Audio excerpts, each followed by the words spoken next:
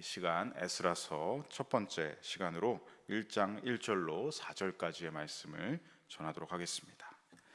네, 에스라서는 바사 제국, 이 세계사에서는 페르시아 제국이라고 불리는 이 바사 제국이 당대 최강대국이라고 했던 바벨론을 멸망시키고 중동과 고대 근동 지역의 패자가 되었을 때 그것을 배경으로 하고 있는 말씀입니다. 바사 제국의 왕 고레스에 의해서 과거 바벨론 제국의 포로로 끌려왔던 이스라엘 백성들이 드디어 다시 본향인 예루살렘으로 귀환하고 있는 이야기가 담겨 있습니다. 세계사에서는 이 일들에 대해서 이렇게 평가를 합니다. 신흥 제국 페르시아가 강성해져서 당대 최강대국이었던 바벨론을 패망시키고, 그러면서 바사는 바벨론이 그동안 해왔던 정책, 타 민족에 대한 억압 정책을 버리고 타 민족의 문화와 종교를 허락하는 유화 정책을 펼쳤다라고 평가를 하죠. 즉 당시 역사의 흐름을 주도한 것이 누구라고 평가를 하는 것입니까? 페르시아 제국과 고레스 왕이 이 세계사를 당시에 주도했다라고 서술을 하는 것이죠. 이것이 세계사, 세속사, 인간이 기록한 역사의 평가입니다. 하지만 믿음의 책이자 하나님의 감동으로 쓰여진 책, 우리 성도들에게 주신 책이 성경은 어떻게 평가하고 어떻게 기록하고 있습니까? 역사를 이끄는 주도권이 페르시아에게 있었던 것이 아니다. 한 제국의 왕에게 있었던 것이 아니다. 인간이 주도하는 것이 아니라 주도권은 누구에게 있는가? 온 우주 만물을 주관하시는 만유의 주제이신 하나님께 있다라는 것을 기록하면서 그 믿음을 우리에게 전하고 있는 것입니다. 그 내용이 에스라서 1장 1절의 말씀부터 기록되고 있는 것을 우리가 함께 볼 수 있습니다. 우리 1절 말씀을 화면을 통해서 함께 읽겠습니다. 바사왕 고레스 원년에 여호와께서 예레미야의 입을 통하여 하신 말씀을 이루게 하시려고 바사왕 고레스의 마음을 감동시키심에 그가 온 나라에 공포도 하고 조서도 내려 이르되. 아멘. 바사왕 고레스 원년에, 고레스는 세계사에서 키루스로 이름하는 왕입니다. 이 고레스는 바벨론 제국을 무너뜨리고 바사 제국, 페르시아 제국을 건설한 인물인데, 이 왕의 등장 역시도 이미 과거 이사야 선지자로부터 예언되었던 인물이지요. 고레스는 당시로부터 약 160여 년 전에 예언이 된 인물입니다. 그 내용이 이사야서 44장 28절로 45장 3절까지 말씀에 기록되어 있습니다. 우리 화면을 통해서 함께 읽어보겠습니다. 고레스에 대하여는 이르기를 내 목자라, 그가 나의 모든 기쁨을 성취하리라 하며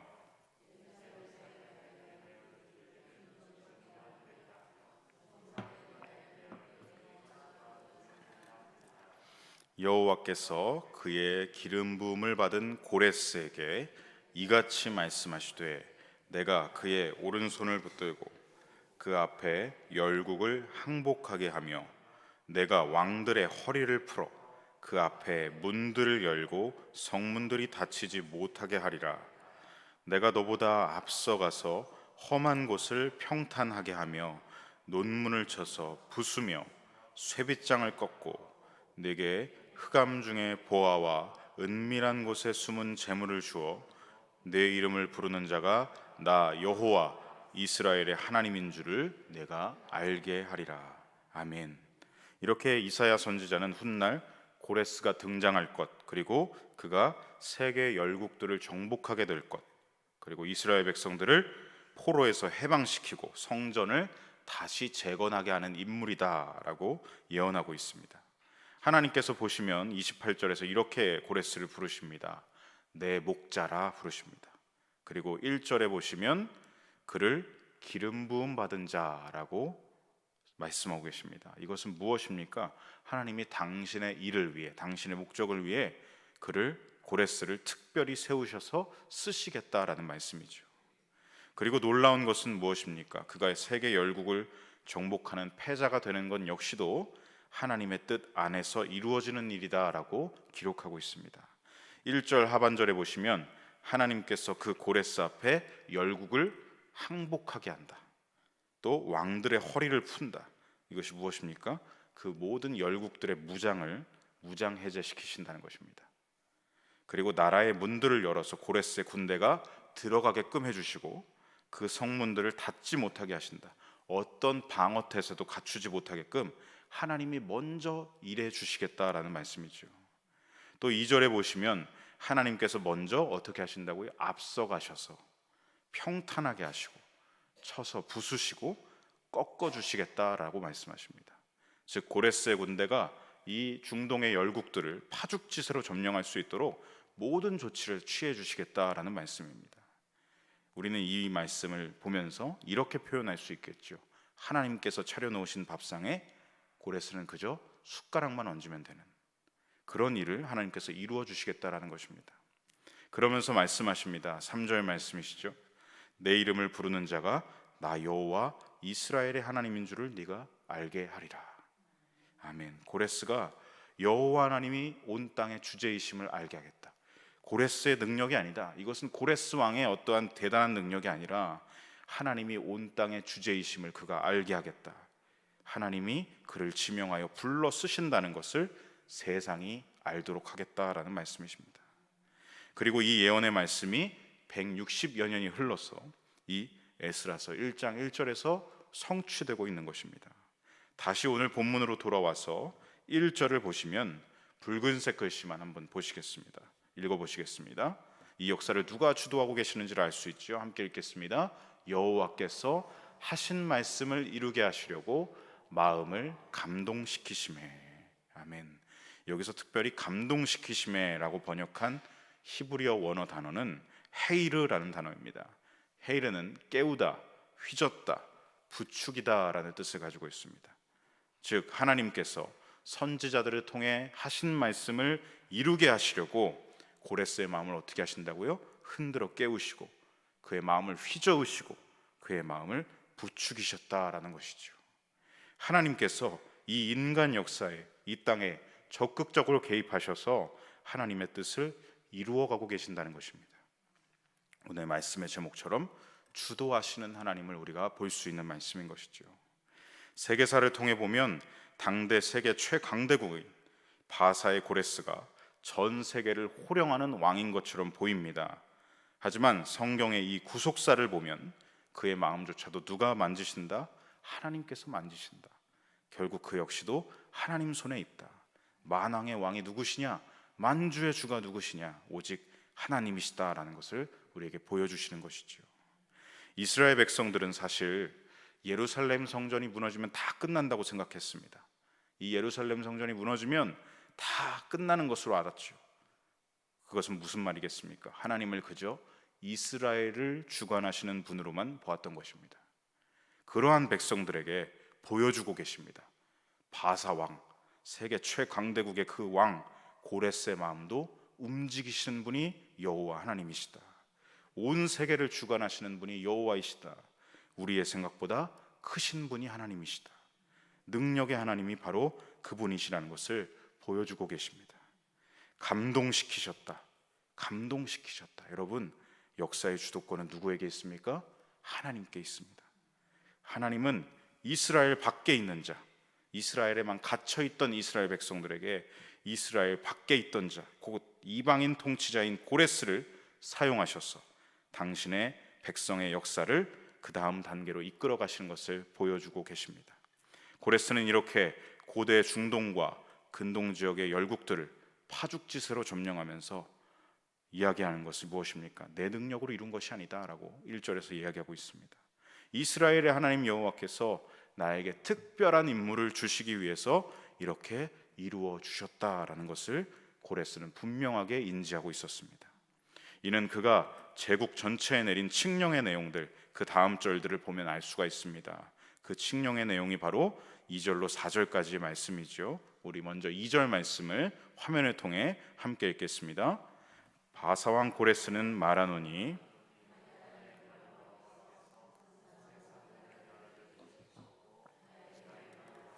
유다 예루살렘에 성전을 건축하라 하셨나니. 아멘. 이 칙령을 통해서 무엇을 알 수 있습니까? 아까 본 이사야서의 말씀, 선지자들에게 주셨던 말씀이 그대로 성취되고 있다는 것을 우리가 볼 수 있습니다. 1.1획도 틀리지 않고 정확하게 하나님이 약속하신 말씀이 이루어지고 있습니다. 여러분, 고레스는 거대한 제국의 왕입니다. 오늘날로 말하면 미국의 대통령과도 같은 위치입니다. 그런데 이 말씀을 보면 지금 고레스가 왕처럼 말하고 있지 않습니다. 그는 오히려 무엇처럼 느껴집니까? 왕의 신하처럼 느껴집니다. 왕의 사자와 같이 이미 하나님이 주신 조서를 읽어 내려가고 있는 느낌을 우리가 받을 수 있습니다. 그렇습니다. 고레스는 인간 중에서 가장 높은 위치, 왕에 있지만 높고 높으신 하나님 앞에서는 그저 신하와도 같은 것입니다. 하나님이 쓰시는 사자와도 같은 것이죠. 고레스는 자신에게 임무를 주신 하나님, 높고 높으신 여호와 하나님의 이름을 선포하고 있는 것입니다. 내 명령이 아니다. 나에게 명령을 주신 분이 있다. 그분이 여호와이시다. 그분은 유다 예루살렘 땅에 성전을 건축하라. 그 임무를 나에게 명령하셨다. 그것을 칙령의 첫 머릿말로 기록하고 있는 것입니다. 이어서 3절로 4절까지 말씀을 함께 읽겠습니다. 이스라엘의 하나님은 참 신이시라. 너희 중에 그의 백성된 자는 다 유다 예루살렘으로 올라가서 이스라엘의 하나님 여호와의 성전을 건축하라. 그는 예루살렘에 계신 하나님이시라. 그 남아있는 백성이 어느 곳에 머물러 살든지 그곳 사람들이 마땅히 은과 금과 그 밖의 물건과 짐승으로 도와주고 그 외에도 예루살렘에 세울 하나님의 성전을 위하여 예물을 기쁘게 드릴지니라 하였더라. 아멘. 3절에 보시면 이스라엘의 하나님은 참 신이시라. 고레스의 입에서 이 고백이 나오고 있습니다. 이사야서의 말씀이 그대로 45장 3절의 말씀이었죠. 그대로 그것이 성취되고 있다는 것을 우리에게 보여주시는 것입니다. 특별히 고레스는 이 칙령을 통해서 세 가지를 명령했습니다. 먼저는 무엇입니까? 여호와 하나님의 백성들, 이스라엘 백성들은 다 유다 예루살렘으로 가라. 예루살렘으로 올라가라. 그들의 귀환을 첫 번째로 명령하고 있습니다. 그리고 이어서 두 번째, 하나님의 성전을 건축하라. 성전 건축을 명령하고 있습니다. 그리고 마지막으로 세 번째, 4절에 보시면 이스라엘 백성들이 다시 정착하는 데 필요한 모든 제반 사항을 도와주라. 그리고 성전 건축에 드는 비용까지도 그 예물을 기쁘게 드려라. 이 제국 안에 모든 사람들에게 조서를 내리고 칙령을 내려서 명령하고 있는 것이죠. 고국으로 돌아가는 일은 이스라엘 백성들이 늘 고대했던 일일 것이고 큰 기쁨의 일이었겠지만 한편으로 보면 어떻게 생각할 수 있습니까? 이미 70년을 이방 민족의 땅에서 살아왔습니다. 이민을 해서 70년 동안 살았다면 이미 기반을 다 마련해 놨을 것이죠. 그런데 갑자기 급작스럽게 다시 귀환하게 되면 다시 어떻게 되는 것입니까? 다시 이스라엘 고국 땅이지만 또 이민하는 것과 마찬가지입니다. 모든 기반을 다 놔두고 가야 된다는 것이죠. 하나님께서 어떻게 하십니까? 그 문제까지도 놓치지 않으시고 아주 세심하게 이 고레스의 칙령을 통해서 살펴주고 계신 것을 우리가 볼 수 있습니다. 이스라엘은 이렇게 고레스 칙령을 통해서 포로 인해서 자유인이 되었고 또 성전을 재건할 기반 또한 마련할 수 있었고 또 재정적인 어려움까지도 어떻게 됩니까? 단번에 왕이 명령하니까요. 단번에 해결된 것입니다.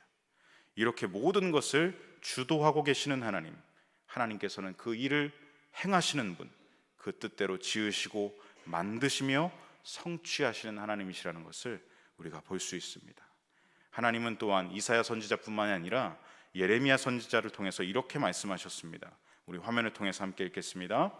이를 행하시는 여호와, 그것을 만들며 성취하시는 여호와, 그의 이름을 여호와라 하는 이가 이와 같이 이르시도다. 아멘.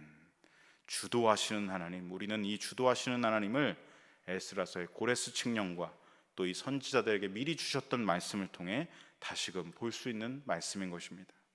하나님께서 이스라엘의 회복을 위해 지금 세계 역사를 주도하고 계십니다. 물론 여기서 중요한 것이 있습니다. 오늘 본문으로 돌아와서 4절 말씀을 보시면 붉은색으로 표시된 말씀을 다시 한번 읽어보겠습니다. 그 남아있는 백성, 그 남아있는 백성, 히브리어로는 쉐리트, 남겨진 자들을 말합니다. 이들이 왜 중요하겠습니까? 주도하시는 하나님의 뜻이 있습니까? 있습니다. 말씀이 있습니다. 그런데 순종할 사람들이 없다면 아무 일도 일어나지 않겠죠. 하나님이 말씀을 하셨는데 이 약속을 이루어갈 순종의 사람들이 없다면 아무 일도 일어나지 않는 것입니다. 궁극적으로 하나님께서는 바로 이 남은 자들을 통해서 하나님의 계획을 성취하시는 것입니다. 여기서 중요한 것은 주도하시는 하나님의 뜻을 받고 이루어갈 남겨진 자들, 이들의 반응이 중요하다는 것입니다. 그들은 그동안 70년이라는 세월 동안 이 이방 땅에 자신들이 마련해 놨던 기반을 붙잡기보다 하나님이 주고 계시는 이 약속의 말씀, 이것을 어떻게 합니까? 이 고레스 칙령을 통해 받은 하나님의 말씀을 붙잡고 한 걸음을 떼고 계속해서 나아가야 했다는 것입니다. 굳은 마음, 이 기반들을 놔두고 내가 어떻게 가? 그것이 아니라 이 마음을 바꾸어서 예루살렘으로 발걸음을 옮겨야 하는 순종이 그들에게 필요했다는 것입니다. 순종 가운데는 발생할 어려움들이 있습니다. 하나님의 약속을 붙잡고 감당하고 견뎌내야 할 일들이 있습니다. 나라와 성전의 회복을 위해서 그들은 반드시 첫 삽을 떠야 했던 것입니다. 성도 여러분, 하나님의 약속이 있는데 우리에게 말씀을 주시는데 우리가 아무 일도 하지 않는다면, 머리로만 듣고 감동이 된다, 그리고 거기서 멈춘다면 우리에게는 아무 역사도 일어나지 않습니다. 우리가 반응하지 않는다면, 그냥 굳은 마음으로 말씀을 듣고 흘려버린다면, 또는 말씀을 튕겨낸다면 하나님은 그 촛대를 옮기셔서 내가 아니라 다른 누군가를 통해서 일하실 것입니다. 주님의 나라와 주님의 뜻이, 그의 말씀이 나의 마음에 임하였는데 우리가 그 뜻대로 손과 발이 되지 않는다면, 그의 나라를 살지 않는다면, 그분의 말씀을 누리지 않는다면 그 선물은 결코 내 것이 될 수 없는 것입니다. 아까 읽은 예레미야서 33장 2절의 말씀을 기억하시죠? 이를 행하시는 여호와, 그것을 만들며 성취하시는 여호와. 그런데 놀랍게도 하나님께서 그 다음 말씀으로 무슨 말씀을 해주시냐면 3절에 이렇게 말씀하십니다. 우리 3절 말씀을 함께 읽겠습니다. 너는 내게 부르짖으라. 내가 내게 응답하겠고 네가 알지 못하는 크고 은밀한 일을 내게 보이리라. 아멘. 하나님께서 어떻게 말씀하십니까? 너는 내게 부르짖으라 말씀하십니다. 기도와 간구로 뭐 하자는 것입니까? 나와 함께 동역하자고 말씀하시는 것입니다.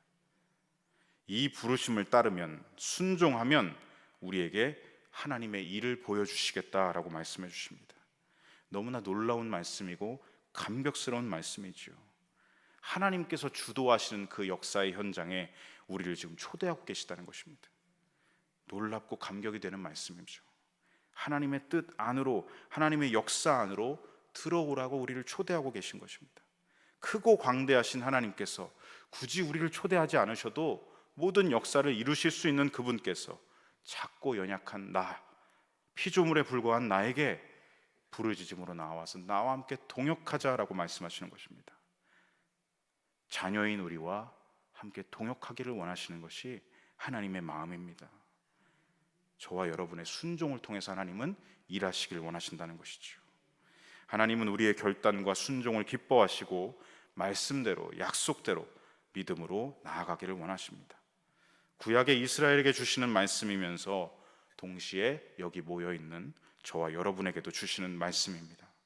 우리를 부르시는 하나님, 하나님의 초대입니다. 여러분, 놀랍게도 이 말씀은 구약에만 있는 것이 아니라 신약 성경에도 기록되어 있습니다. 우리 베드로전서 2장 9절의 말씀, 우리가 잘 아는 말씀이시죠?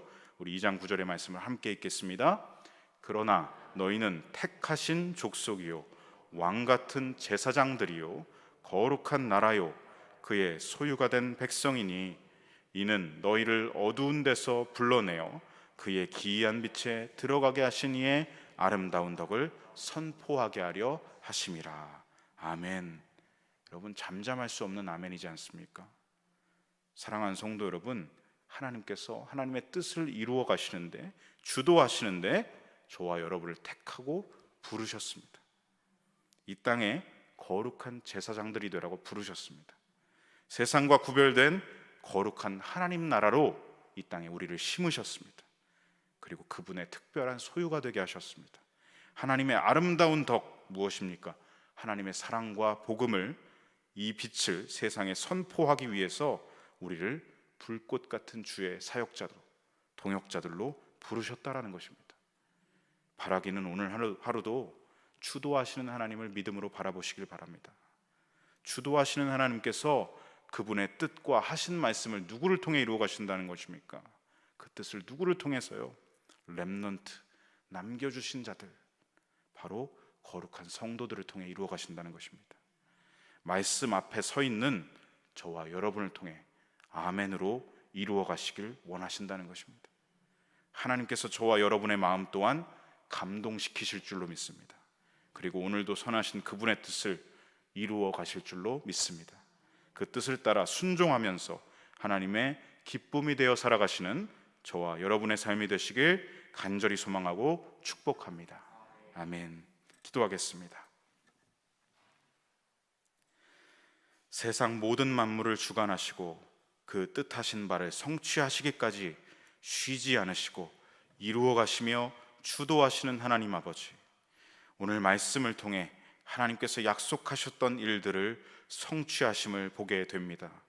그 일의 성취를 위해 제국의 왕의 마음을 감동시키시고 당신의 뜻을 백성들에게 선포하게 하심 또한 말씀 속에서 보게 됩니다. 하나님 감사드립니다. 주도하시는 하나님께서 그 뜻을 이루시기 위해 남겨진 자들을 사용하신다. 주의 성도를 통해 함께 일하시고 이루어 가신다는 것을, 저희들을 그 역사에 초대하여 주심을 너무나 감사드립니다. 오늘 하루도 이 땅에서 주님의 나라를 살아가게 하시고 주님의 뜻을 이루어 드리는 삶을 살아가게 하여 주시옵소서. 주님이 기쁨이 되어 살아가는 믿음의 결단을 이 시간 고백드립니다.